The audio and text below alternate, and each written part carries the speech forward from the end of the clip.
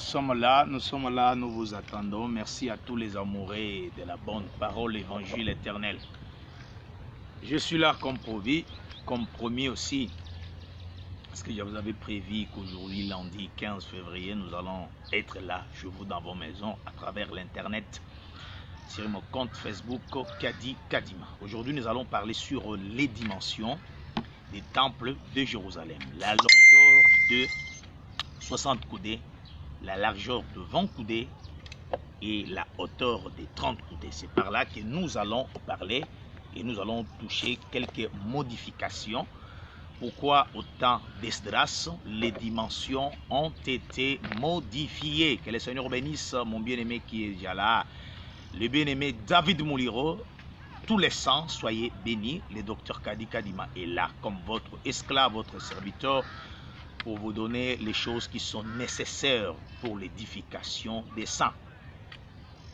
Merci à tout celui qui est là et qui attend le repas du Seigneur, la nourriture sainte qui est l'évangile éternel, la parole de la précision. Merci bien-aimé David Mouliro. Shalom aussi à vous parce que vous avez écrit Shalom mon docteur Kadi. Je vous bénis, que cette journée vous soit favorablement réussie. Alors, sans pourtant perdre du temps, c'est déjà presque 7h30, nous commençons notre édification. Nous avions dit que les dimensions concernant les fondements de la maison de Dieu qui est le temple, ces dimensions devraient être respectées. Par qui? Par Esdras avec toute son équipe pour la reconstruction de la maison du Seigneur. Mais nous avions vu avec vous le samedi que les dimensions n'ont pas été respectées. Il a fallu que la longueur soit de 60 coudées, la largeur de 20 coudées, la hauteur de 30 coudées selon les dimensions précises du fondement du temple de Jérusalem. Mais au temps d'Esdras, avec toute son équipe, les dimensions ont été bel et bien changées. Il y avait une hauteur, au lieu que ce soit de 30 coudées, l'hauteur a été changée, la hauteur a été devenue de combien? 60 coudées. La largeur, au lieu que ce soit de 20 coudées, la largeur aussi a été modifiée, la largeur était devenue 60 coudées. Mais nous vous avons dit que selon les dimensions précises du fondement de la maison de Dieu et le temple à Jérusalem, il aurait fallu que Esdras respecte les dimensions, que la longueur soit de 60 coudées, la largeur de 20 coudées, la hauteur de 30 coudées. Eh bien, aujourd'hui, ensemble avec vous, nous allons étudier pourquoi David avait donné les plans architecturaux de la maison de Dieu à Salomon pour les fondements ayant une longueur de 60 coudées, une largeur de 20 coudées, mais dans la hauteur de la maison de 30 coudées. Je vais commencer ma première écriture ensemble avec vous. Que le Seigneur bénisse tout celui qui est là, le bien-aimé Peter Moukwa. Soyez bénis, le bien-aimé aussi Jean Didier Dinganga, mon bien-aimé Farid Lemous, avec tous les bien-aimés, soyez bénis ce matin. Je commence ma première écriture. 1 Roi, le chapitre 6. 1 Roi, le chapitre 6e. Je vais lire le verset 2. 1 Roi 6, le verset 2e. La maison que Salomon bâtit à l'Éternel avait 60 coudées de longueur. Attention, on n'a pas commencé par la largeur, on n'a pas commencé par la hauteur. Alors, les dimensions, c'est que nous avions étudié, nous tous à l'école, même à la forme géométrique, la dimension devrait commencer par la longueur. Vous voyez vous-même ici, dans 1 Roi chapitre 6, le verset 2e, on commence par la longueur. La maison que le roi Salomon bâtit à l'Éternel avait 60 coudées de longueur, 20 de largeur et 30 de hauteur. Ce sont ça les dimensions. Maintenant, nous allons étudier pourquoi au temps de Salomon, la longueur devait être de 60 coudées, la largeur de 20 coudées, la hauteur de 30 coudées. Est-ce que ces dimensions sont inscrites au hasard où il y a un pourquoi à cela. C'est-à-dire, Esdras, pendant la reconstruction de la maison de Dieu, devrait respecter les dimensions ici. Mais nous avions vu ensemble avec vous, la vidéo précédente, que les dimensions ont été modifiées. Attention, je vais d'abord sauter. Je vous ai dit qu'on devrait commencer par la longueur, la largeur et la hauteur. C'est comme cela que nous avions étudié à l'école, ensemble avec vous. Mais vous allez voir que pendant que Esdras a modifié, au lieu qu'on commence par la longueur, mais on a commencé par la hauteur. Je prends Esdras. Esdras, le chapitre ici. Esdras, le chapitre 6e. Esdras, chapitre 6, le verset 3. La première année du roi Cyrus, le roi Cyrus a donné cet ordre au sujet de la maison de Dieu à Jérusalem. Que la maison soit rebâtie pour être un lieu où l'on offre des sacrifices et qu'elle ait des solides fondements. Elle aura 60 coudées de hauteur. Non, on ne peut pas commencer comme ça. Regardez, dans Esdras 6, 3, on a commencé par la hauteur. Regardez, elle aura 60 coudées de hauteur, 60 coudées de largeur. La longueur même n'est pas mentionnée. En réalité, on ne peut pas commencer par la hauteur. Mais en réalité, toute mesure de longueur devrait commencer par la longueur. Je reprends 1 roi 6, le verset 2. La maison que Salomon, le roi, bâtit à l'Éternel, avait 60 coudées de longueur, 20 coudées de largeur, c'est ça l'ordre, et 30 coudées de hauteur, c'est ça l'ordre. Mais dans Esdras 6, le verset 3, au lieu de commencer par la longueur, on commence par la hauteur. C'est pratiquement impossible, on ne peut pas faire ça. C'est-à-dire on a inversé même l'ordre des choses. Voilà la raison pour laquelle, avant qu'on commence sur la modification d'une dimension ou de mesure concernant les dimensions de fondement de la maison de Dieu, nous devons tout d'abord commencer par l'ordre du temple. Dans l'ordre du temple, nous voyons quoi?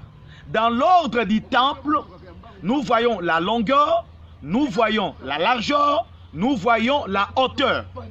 C'est comme cela que les choses devraient être ainsi. Mais écoutez-moi, frères et sœurs, vous qui nous suivez de partout. Je bénis tous les saints dans le monde entier. Nous rentrons dans 1 roi 6. Dans 1 roi 6, le verset 2.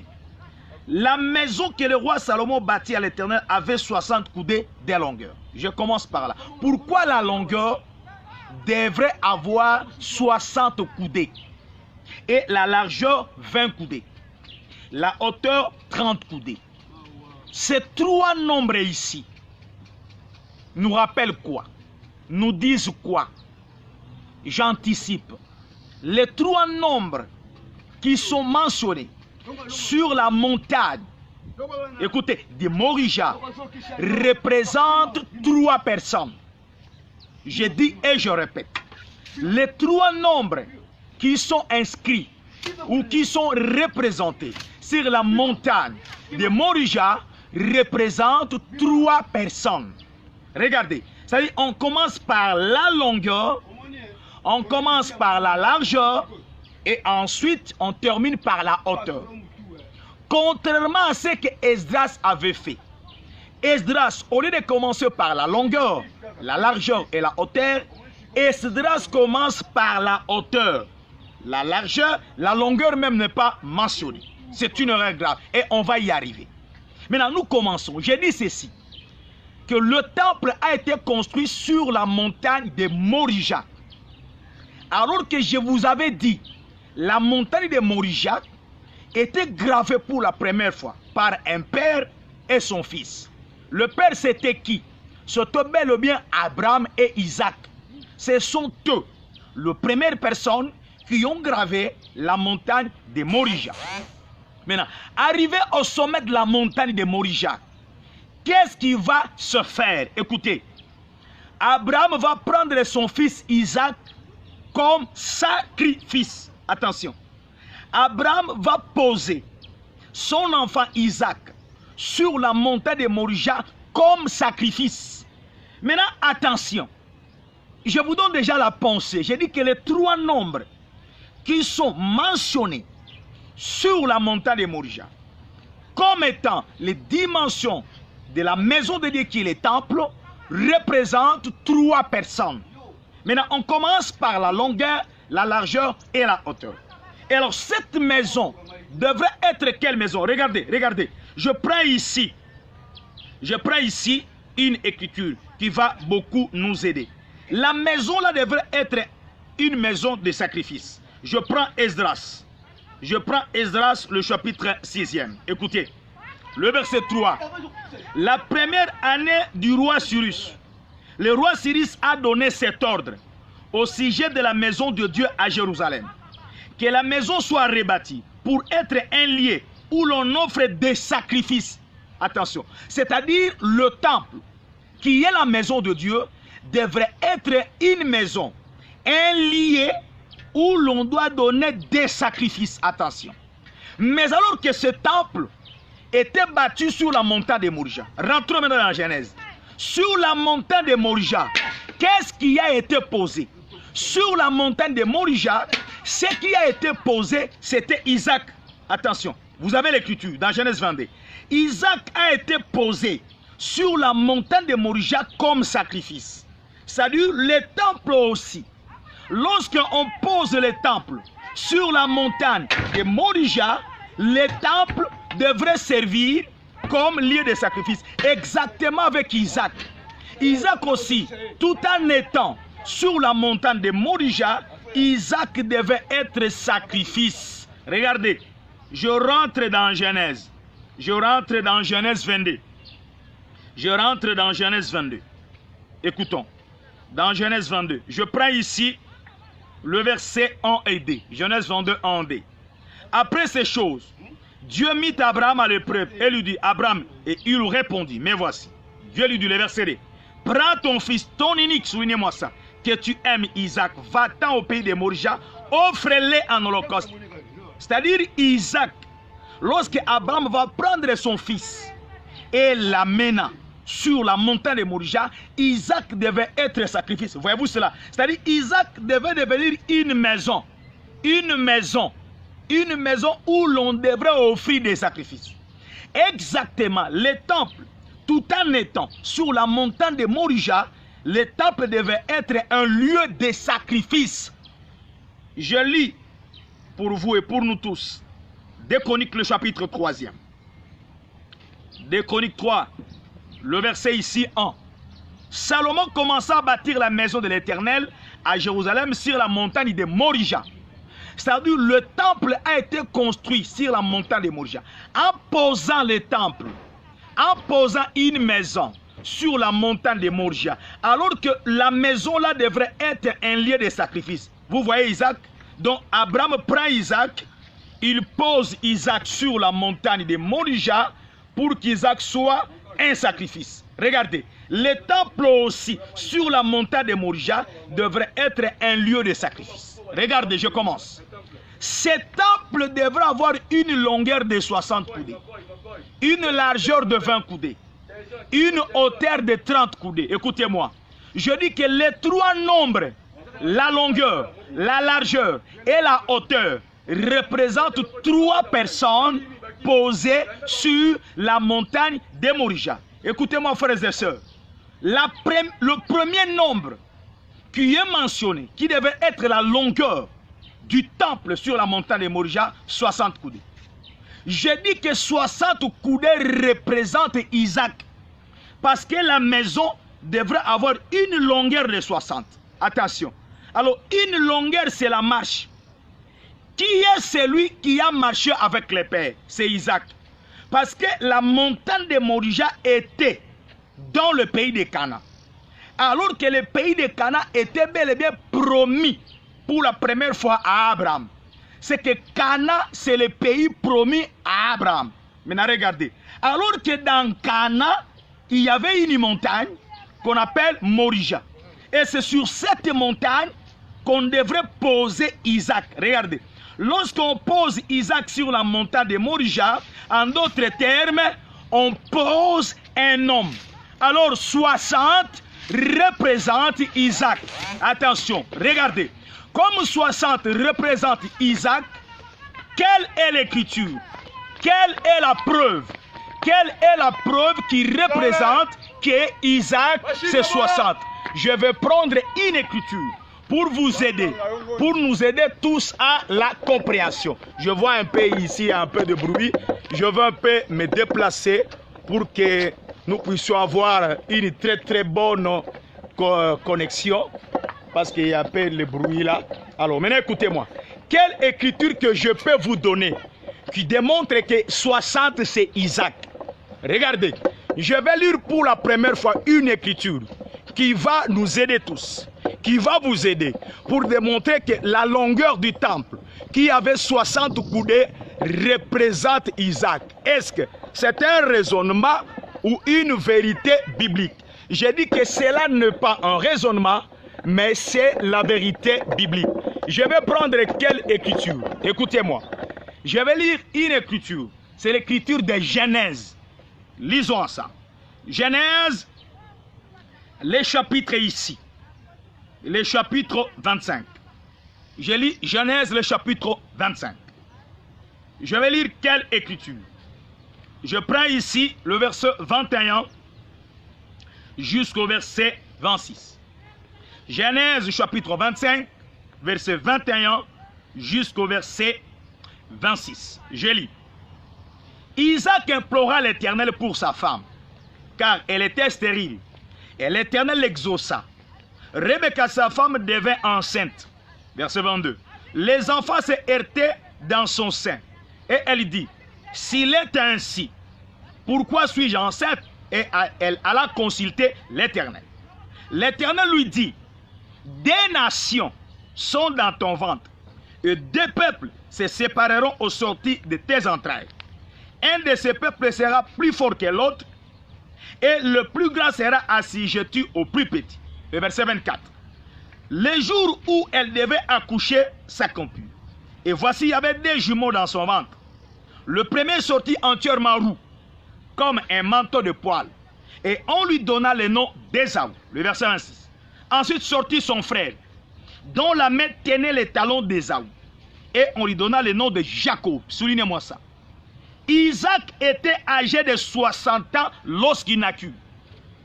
Lorsque Isaac a engendré Ésaü et Jacob, Isaac était âgé de 60 ans. Attention. Alors que le nombre 60 détermine Isaac. Regardez. Lorsqu'on construit le temple sur la montagne de Morija, la première dimension qu'on donne à la maison de Dieu, c'est la longueur de 60 coudées. Alors que la montagne de Morija était au pays de Canaan. Regardez. Alors que le pays de Canaan était promis à Abraham. Alors qu'Abraham engendrait Isaac. Isaac aussi va engendrer. Isaac engendra Ésaü et Jacob. Il était âgé de quoi? Âgé de 60 ans. C'est-à-dire, le nombre 60 détermine le nombre de sacrifices. C'est-à-dire, Isaac était fils unique. Parce que Dieu dit à Abraham dans Genèse 22:1, prends-moi ton fils, ton unique, offre-le. C'est-à-dire, Abraham devrait offrir son fils unique comme sacrifice. Alors que Isaac représente le nombre 60. Voilà la raison pour laquelle la longueur du temple, la longueur de la maison de Dieu était de 60 coudées. Cela représentait Isaac. C'est-à-dire, Canaan était promis à Abraham, mais la première personne qui devrait hériter Canaan devait être Isaac, parce que Isaac, c'est le fils de la promesse, c'est l'héritier de la promesse. Voilà la raison pour laquelle le premier nombre qui apparaît sur la montagne de Morija, c'est 60. Or, c'était Isaac qu'Abraham avait posé sur la montagne de Morija comme sacrifice. N'oubliez pas que le temple devrait être une maison et un lieu de sacrifice. Je dis que Isaac était fils unique. Voilà la raison pour laquelle autrefois dans le tabernacle des chiffres, je vous avais dit que 160-30 représente Abraham, Isaac et Jacob. Voyez-vous cela?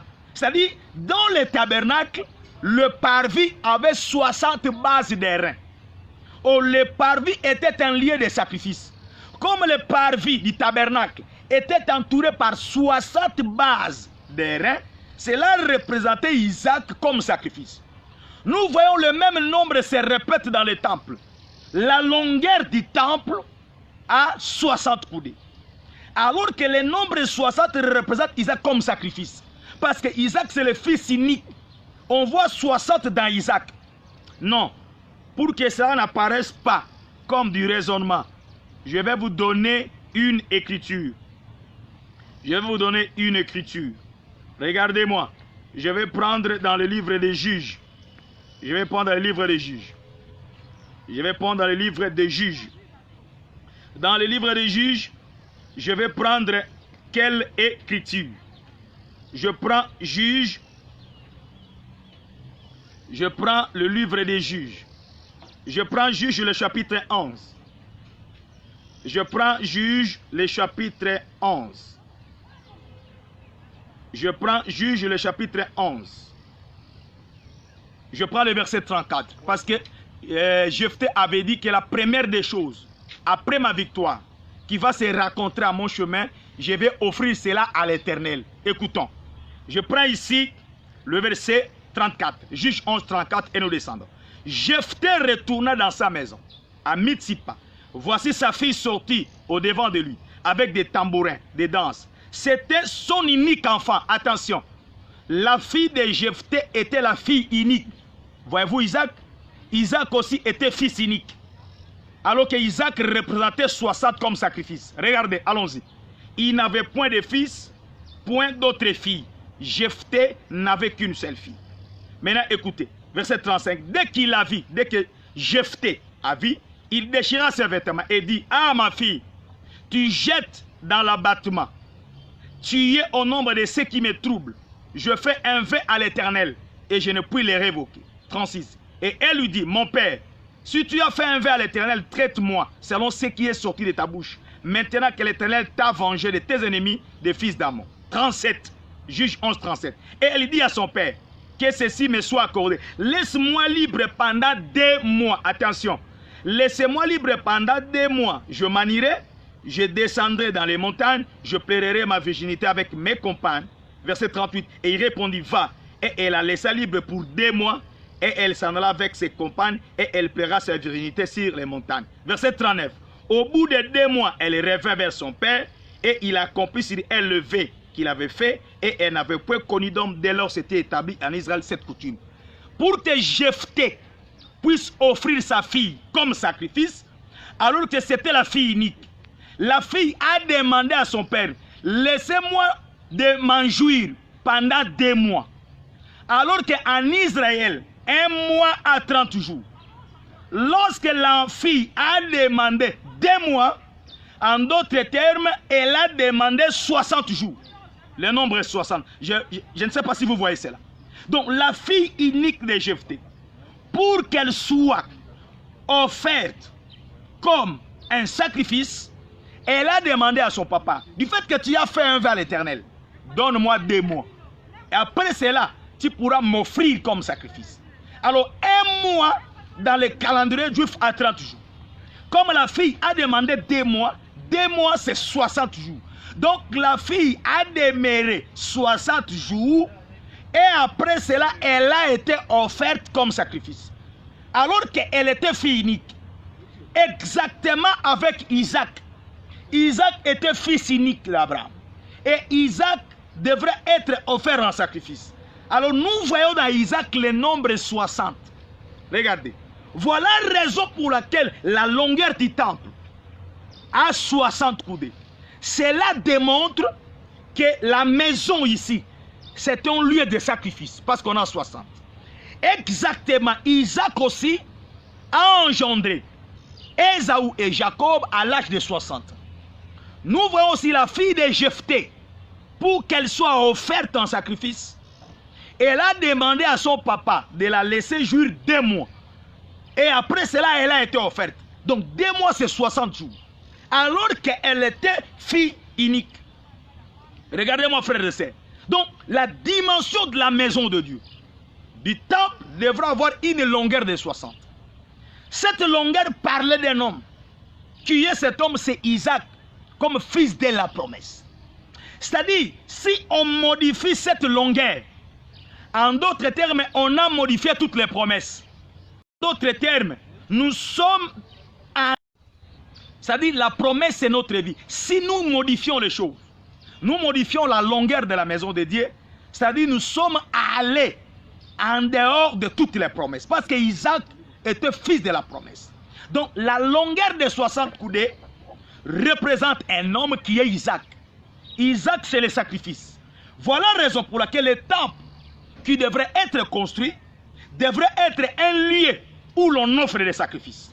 Alors que sur la montagne de Morijac, le premier sacrifice qui devrait être offert, c'est le sacrifice d'Isaac.